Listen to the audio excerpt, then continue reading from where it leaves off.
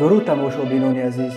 хулосаи муҳимтарин хабарҳои рӯзи 6 январи тоҷикистонро аз пойгоҳи хабарии бомдод бароятон тақдим мекунем. дар ин барнома боздошти падару ду писар аз тоҷикистон дар марзи литва. дар украина молики тарабхонаи тоҷикии мазаро ба маблағгузории доиш айбдор мекунанд. соҳиби автопрокат аз новосибирск 6 мошинашро дар тоҷикистон пайдо карда ва баргардонд. суроби валючик бо миллионҳои мардум куҷо ғайб зад? ошкор шудани як фермаи тавлиди биткоин дар деҳаи элоқ. ҳалокати ронандаи дулан дар тагоби хушекат. ишқ ва шантаж. як сокини зиракӣ аз маъшуқааш 31 000 сомонӣ тамаъ кардааст. хадамоти марзбонии литва хабар дод ки рӯзи 4 январ дар марзи ин кишвар бо беларус 3 шаҳрванди тоҷикистон, падар ва ду писараш барои саратшиканӣ дастгир шуданд. марзбонҳои литвонӣ 3 марзшиканро дар наздикии деҳаи аладискияй дар ноҳияи варенос замоне мушоҳида карданд ки онҳо мехостанд тавассути ҷангалзор марзи беларус бо литваро убур кунанд. марзбонҳо бо ёрии овчаркаи немисӣ бо лақаби астра саратшиканонро пайгирӣ карда дар назди деҳаи дугидониси ноҳияи шалчининкай дастгирашон карданд. як мард ва ду наврас бо русӣ як каме суҳбат мекарданд. онҳо худро шаҳрвандони тоҷикистон ва падару писар муаррифӣ карданд. онҳо дар даст нусхаҳои шиносномаҳои миллияшонро доштанд. ин хориҷон аз литва паноҳгоҳ пурсиданд. марзбонҳо онҳоро ба нуқтаи марзбонии шалчинкай ки он ҷо макони махсус барои паноҳҷоён вуҷуд дорад супурданд. намояндагони бахши муҳоҷирати воҳиди сарҳадии варенос аввалин иқдом барои баррасии масъалаи паноҳандагии ин 3 нафарро рӯи даст гирифтанд. гуфта мешавад дар иттилояи хадамоти марзбонии литва паноҳҷоёни тоҷик аз коронавирус ташхис супуриданд ва масъалаи дар куҷои ҷой кардани онҳо баъди маълум шудани натиҷаҳои ташхис муайян карда мешаванд. дар солҳои охир садҳо зодаи тоҷикистон аз литва дархости паноҳгоҳ карданд. бахши аъзами онҳо тарафдорони созмонҳои оппозитсионӣ дар тоҷикистон мамнӯъ, гурӯҳи 24 ва ҳизби наҳзати исломии тоҷикистон ва қисме пайравони ҷараёни мазҳабӣ низ дар тоҷикистон мамнӯи салафия мебошанд. вале дар байни паноҳҷоён аз тоҷикистон онҳоям зиёданд ки бо далелҳои иқтисодӣ ва дар ҷустуҷӯи зиндагии беҳтар аз ин кишвари узви иттиҳоди аврупо паноҳгоҳ мепурсанд. хадамоти амниятии Украина СБУ рӯзи 4 январ ба хадамоти давлатии муҳоҷирати ин кишвар расман нома фиристода тавсия додааст ки шаҳрванди тоҷикистон Машрабҷон Ҳайдаровро аз мақоми паноҳандагӣ маҳрум кунанд. мақомоти амниятӣ соҳиби тарабхонаи тоҷикии Маза рақами 1 дар шаҳри Киев ва узви ҳизбу таҳрирро ба маблағгузории созмони террористии доиш айбдор мекунанд.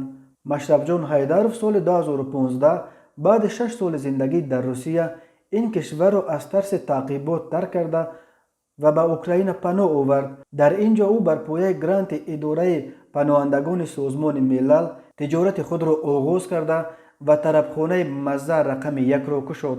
раҳбарони бахши украинии ҳизбу таҳрир рӯзи 5 январ дар як нишасти хабарӣ дар толори хабаргузории УНИАН изҳор доштанд ки СБУ беасос Ҳайдаровро ба иртибот бо террористҳо айбдор мекунад. ба ақидаи онҳо маҳрум кардани Ҳайдаров аз мақоми паноҳандагӣ метавонад роҳро барои ихроҷи ӯ аз Украина ва ё истирдодаш ба Русия ва Тоҷикистон боз кунад. онҳо мегӯянд Ҳайдаров барои узвияташ дар ҳизбу таҳрир аз ҷониби мақомоти Русия ва Тоҷикистон дар ҷустуҷӯ қарор дорад ва дар сурати ихроҷ ва истирдодаш метавонад таҳти таъқибу шиканҷа қарор бигирад. худи Машрабҷон Ҳайдаров гуфт тамоми асноди бонкӣ дар бораи кай ва ба куҷо пул фиристоданаш дар дасташ аст ва метавонад ин аснодро ба мақомоти марбутаи Украина ироа карда бегуноҳ буданашро исбот кунад. фаъолияти ҳизбу таҳрир дар Тоҷикистон ва Русия мамнӯъ мебошад, вале дар Украина ин созмони динӣ озодона фаъолият мекунад. як сокини шаҳри Новосибирски Русия бо номи Иван тавонистааст ба воситаи додгоҳи Тоҷикистон 6 мошинашро ки соли гузашта аз автопарки ӯ дар Новосибирск дуздида ва ба Тоҷикистон бурда буданд пайдо кунад ва баргардонад. мошинҳоро шаҳрвандони Тоҷикистон иҷора гирифта, маякҳои ҳоноро канда гирифтанд ва мошинҳоро барои интиқол ба шарикони худ дода худашон бо ҳавопаймо рафтанд. از автопрокат ما هم 6 ماشین را دزدیدند. نقل کرده است ایوان به سامانه محله انگیس نوستی. ایوان بعد غیب زدن 6 ماشینش دست و دل نشست و توسط خدمات امنیتی автопаркش معلوم کرد که ماشین ها در تاجیکستانند. صاحبکار از پس ماشینهایش به تاجیکستان رفت، خود را به در سفارت روسیه زد. به ملاقات با معاون وزیر کارهای داخلی تاجیکستان نوئل شد و در آخر توانست که به ضد ماشین دزدها پرونده جنایتی بگشاید. در نهایت دادگاه یکی از ناحیه‌های دوشنبه 4 نفر از ماشین دزدها را جریمه بسته و وظیفه دار کرد که 3 ماشین طبقه هوندای سالیاریس را به جبر دیده برگردانند. چند روز پیش مرافع پرونده دزدی 3 ماشین دیگر او، یکی طبقه کیا و دیگر طبقه داتسون نیز به انجام رسید. این بار اول بود که در تاجیکستان چنین پرونده گشودند. پیش می گفتند که روید در روسیه پرونده گشایید، ولی با چنین پرونده ها تا حالا یگان ماشین برگردانده نشده است. ماشین های ما را برگرداندند ولی آنها را تا حال به روسیه آورده نتوانستیم چون که سرحد بسته است. 1 ماشین را ما در تاجیکستان الکی فروختیم. 5 ماشین دیگر منتظر گشوده شدن سرحدند، نقل کرده است ایوان. تاجیکستان یک نقطه نهایی ماشین‌هایی است که از اروپا و روسیه می‌دزدند. ایوان یکی از اولین جبری دیده است که توانست توسط دادگاه تاجیکستان ماشین‌هایش را برگرداند و ماشین دزدها را در وطنشان جزا دهد. سوراب عبدالحمیدوف، ساکن 44 ساله استرافشان که سالها باز در بازار مرکزی این شهر به عوض کردن پول مردم مشغول بود، تقریباً 1 ماه باز غیب زده است. ساکنان مبلغ‌های بزرگ را برای عوض کردن به او می‌دادند و حالا حیرانند که پول خود را چگونه پس بگیرند. در همین حال مقامات حفظ حقوق ولایت سوخت به خبرگزار اسپوتنیک گفتند که نسبت به این ساکن استرافشان با ماده 247 قسم 4 قلابی به مقدار مخصوصاً کلان پرونده باز کرده شده است. عبدالحمیدوف سوراب عبدالسلاموویچ، سال تولدش 1976، استقامت کننده شهر استرافشان، به آن اساس در صادر نمودن جنایت قلابی گمانبر دانسته می شود که نام برده از یک ساکن 34 ساله جماعت سورستان استرافشان 920,000 سومانی برابر به 80,000 دلار امریکایی می باشد برای انتقال دادن به کشور چین گرفته ولی به احتیاجات خود صرف کرده است، گفتند از مقامات حفظ حقوق. و گفته مقامات عبدالحمیدوف از سال 2015 تا این جانب فعالیت بانکی را بدون بقیدگیری یا اجازتنامه مخصوص در حالتی که چنین اجازتنامه حتمی می باشد با ویران کردن شرایط لیسانسیه کنونی مشغول گردیده، با این را به باوری شهروندان در آمده مبلغ‌های آنها را گرفته است. تفتیش پرونده علیه سوراب عبدالحمیدوف را پروکراتور ولایت سوخت پیش میبرد.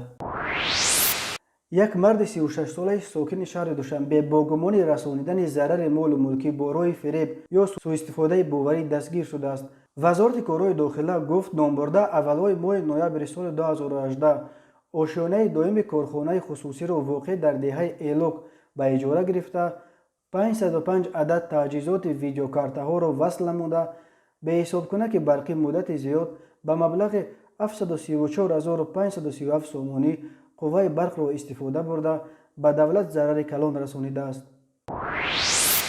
روز 5 ژانویه سال 2021 تخمینا ساعت 11:30 راننده اتوماشین طبقه دولند معروف فیض‌الله حبیب‌الله‌ویچ سال تولدش 1967 ساکن نویه شهرستان هنگام حرکت در شورای دوشنبه خوجند چنوق در حدود موضع تگاب خوشیکت جماعت دهات عینی از عهده اداره واسطه نقلیات نبرآمده به چقوری 400-500 متر چپه شده است. در نتیجه خود راننده معروف جراحت وزن جسمانی برداشته در جای حادثه به هلاکت رسیده است.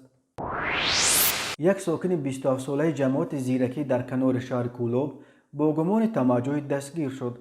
وزارت کارهای داخله گفت این مرد با یک جوانزن 24 ساله نیم سال مناسبت عاشقانه داشته است و از ماه آگوست با تهدید افشای معلومات بدنام کننده از جبر دیده 13,510 سومانی گرفته روز 4 ژانویه باز 18,000 سومانی دیگر طلب کرده است. تمجور و کارمندان ملیسا در وقت گرفتن 15,000 سومانی از جبر دیده بازداشت کردند.